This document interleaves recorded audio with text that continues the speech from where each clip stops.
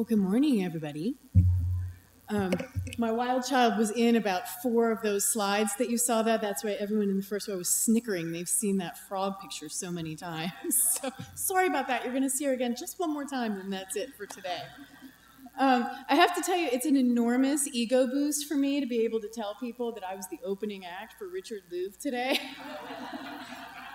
It's also a tremendous amount of pressure to know that I have about 2 minutes to go through my presentation, and I'm the one thing that's in between myself and Richard Louv. So I will go as fast as I possibly can today and show you lots of fun pictures and not a lot of text, and hopefully we can get you some good information. I'm a planner, so I thought with all of the presentations and speakers that we had going before me that this might happen, and I might end up with about 30 seconds to just say something important. So I thought I would just put together one slide that summed up the most important thing that I could say to everyone. So there it is. Here's Richard!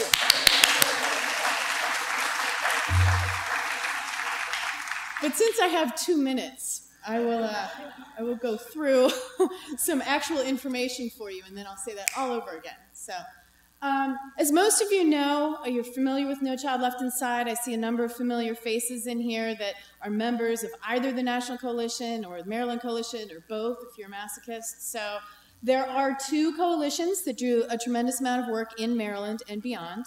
The National No Child Left Inside Coalition, which is 2,000 organizations, and that represents over 50 million people, so an impressive group there. They were formed in 2007, and the purpose of that was to alert Congress and the public to the need for our schools to concentrate once again on environmental education.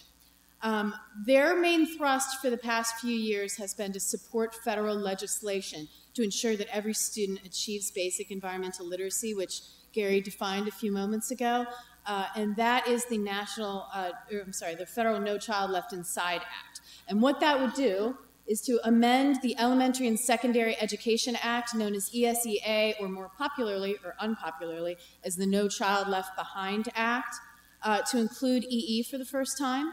It would provide new funding for EE, and it would provide states that develop state environmental literacy plans with additional funding. Now, the bad news is that nothing's moving right now at all. As we all know, it's a campaign year, and there's really not a shot that ESEA is going to come up for reauthorization anytime soon. But I have great news for you. On April 16th, there was the first White House Environmental Education Summit ever, which was a surprise, and it was an absolutely wonderful thing, because at that summit, and Richard may mention this when he speaks today, Lisa Jackson, who is the director of the administrator of the EPA, announced the formation of a federal environmental education task force. And this will be led by EPA and the U.S. Departments of Education and Interior.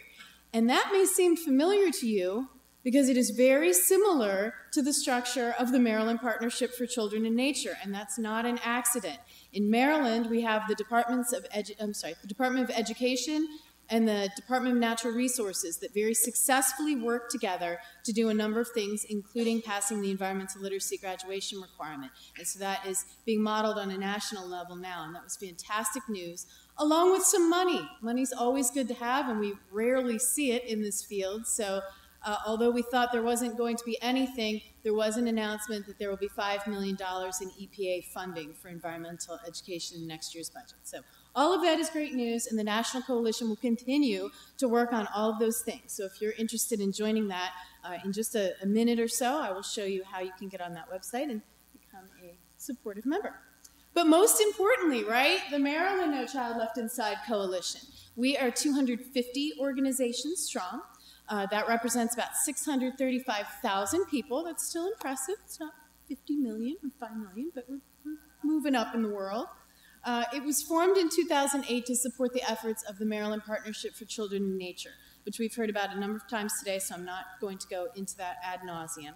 But in addition to that, our main role is providing public outreach. on those efforts. So we let you know what's happening with state initiatives, and perhaps more importantly, how you can get involved in both state initiatives and also national news and national initiatives that are going on with No Child Left Inside. So that's very important because we need you. We need all the help that we can get.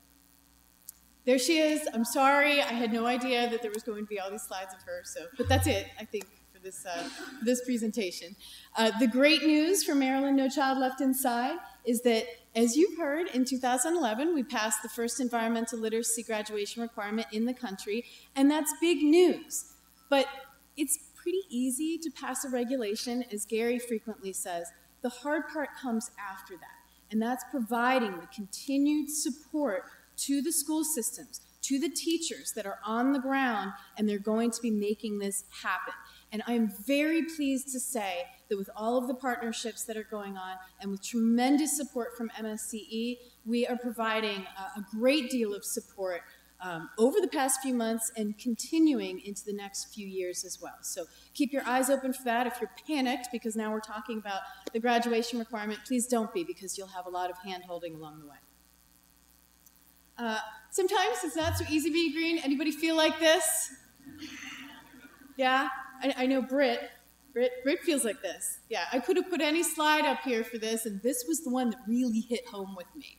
But it's a whole lot easier if you have a lot of friends, and there is unprecedented collaboration in Maryland now between major organizations and even small organizations. I have never seen this type of collaboration before, and I'm starting to see it on the national level as well. And I've been in this field so long that it was very tempting last night when I put this slide up to start putting little names next to some of these people, but I didn't think that was a wise professional move.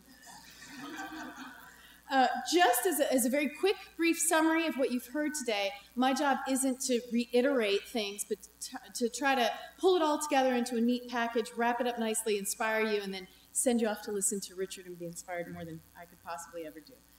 But some of the things that we were talking about today were connecting kids to nature during the school day, obviously environmental literacy, talked about that a lot. But in addition to that, the actual school buildings. We're talking about green construction. We're talking about greening the insides of buildings. We're talking about connecting that into curriculum. We're talking about schoolyard habitats. We're talking about making sure that the environment that these kids are in is as good as what they'll be learning about with environmental literacy, and they can start to see those connections on a daily basis.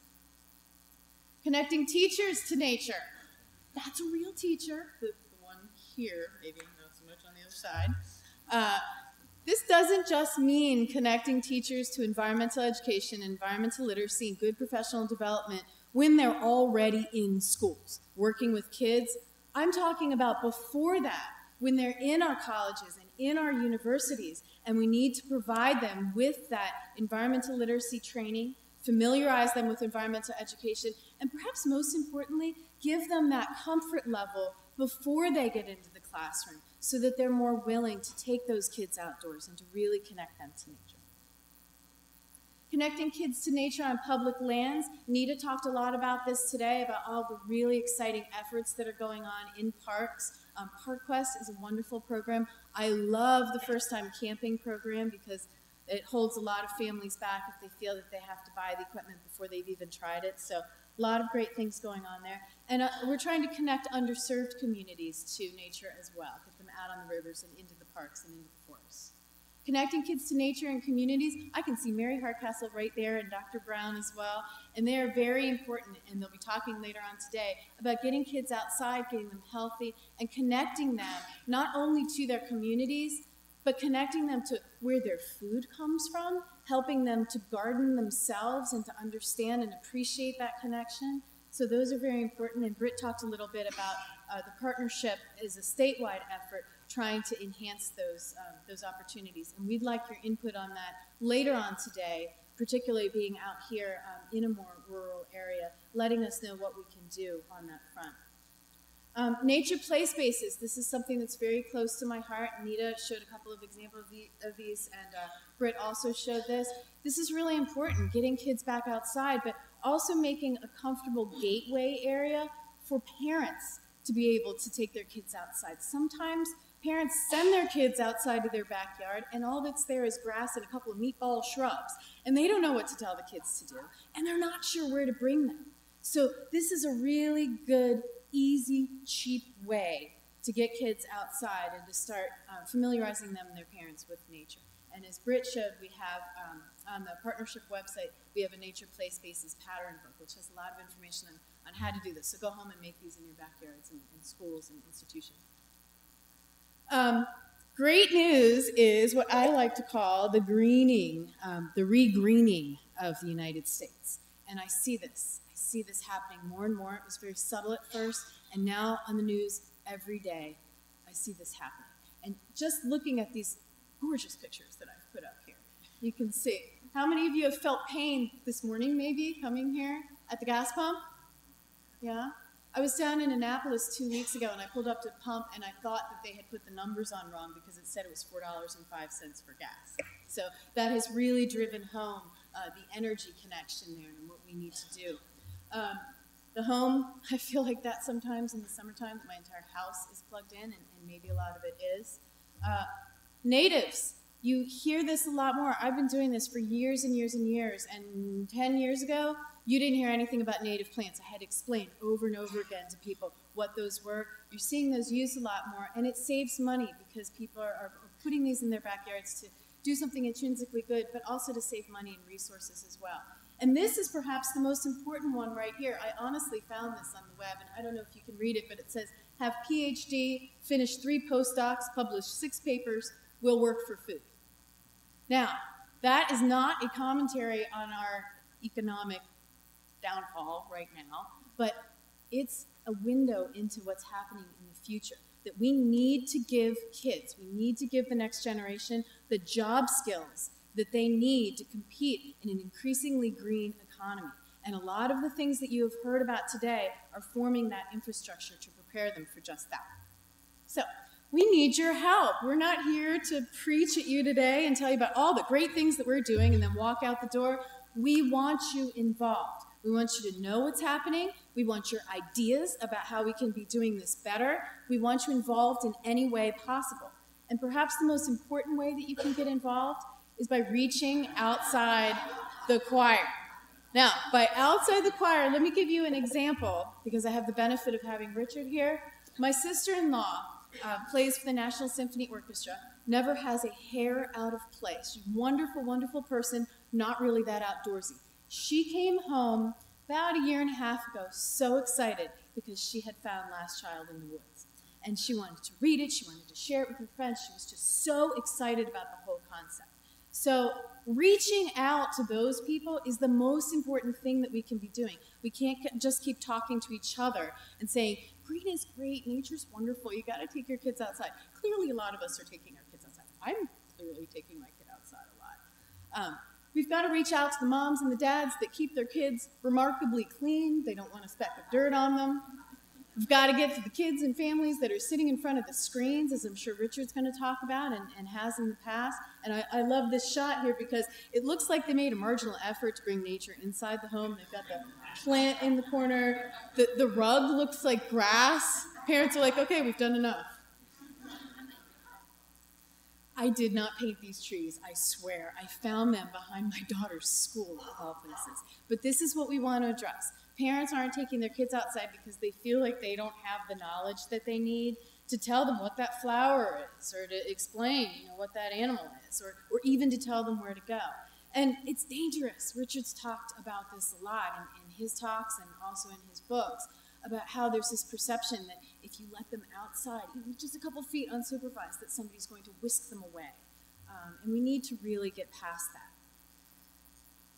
Nostalgia is a fantastic way to do this. This is what really hits home, and I think that this is what was really attractive about Richard's book, Last Child in the Woods, and certainly what he's talked about since then, is reminding people about what they used to do. We've heard that a couple times today, and when I was thinking about this, what really struck a chord with me a few weeks ago were 80s kids movies. Okay? I have a 7-year-old, and I work for a nonprofit, so I don't have a lot of money floating around. So we have Netflix, where the latest movie is from like 1984. Anybody have Netflix? So we watch a lot of 80s movies for kids.